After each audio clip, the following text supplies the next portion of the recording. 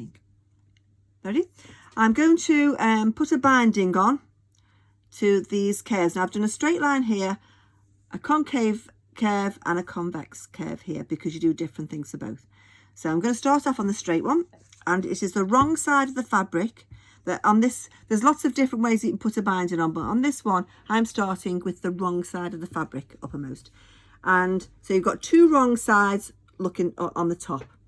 Okay, I'm going to start off here again. Do your back stitch.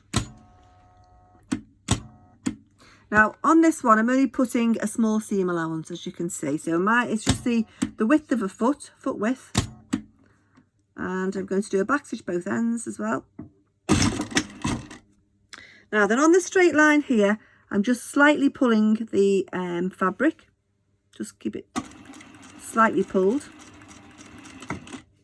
and then I'm going to come onto the curve here now. So when you're doing a concave curve, where the binding is going to sit is going to be this outer edge here is going to be smaller than the actual edge that was sewn, which is going to be up here.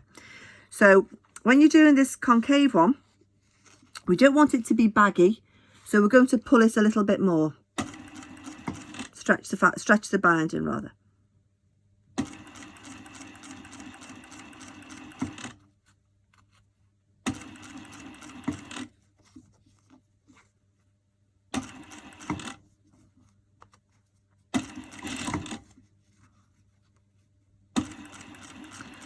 Okay, when you come to do the convex one, you do the opposite.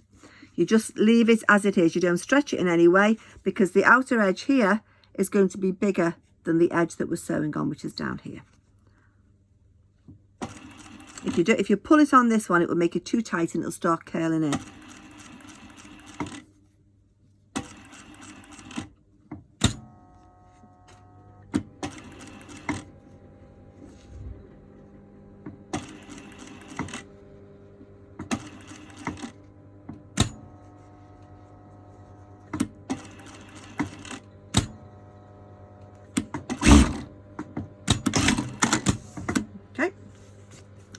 When you've done that, I'm going to cut the end off here. When you're cutting an end off, you turn it back on itself like that, so that you know you've got a nice straight edge. You've got a 90-degree angle on your corner there. Okay. Bring it over to the right side, and I'm going to turn the end under,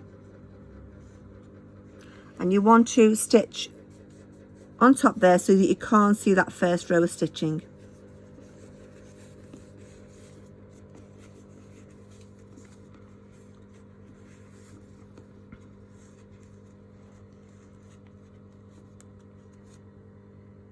I'm going to pin it along.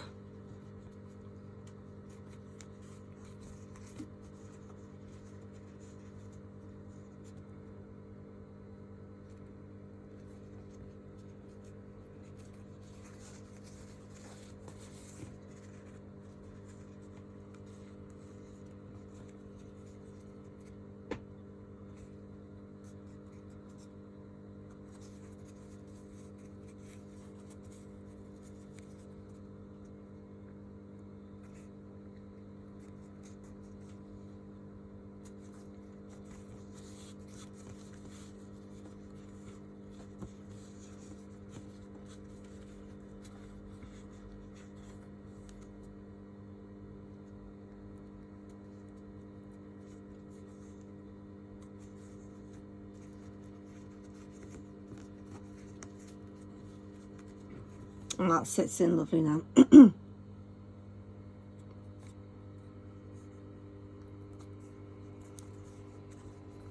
Right, now I'm going to start stitching here. I'm just going to suck that pin out here.